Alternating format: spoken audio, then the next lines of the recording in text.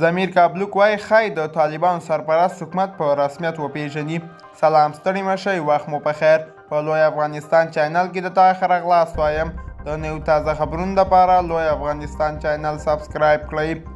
ضمیر کابلوک وایي ښایي د طالبانو سرپرست حکومت په رسمیت وپیژنو. روسیې وایي ښایي د افغانستان سرپرست حکومت په رسمیت وپیژني.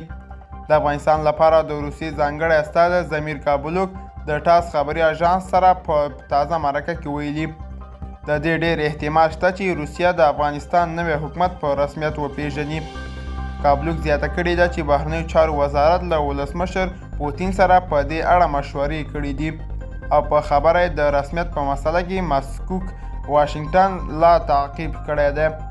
کابلوک همدا ډول یادونه کړې چې ولسمشر پوتین امر کړی چې له افغانستان سره همکاري ډیره شي.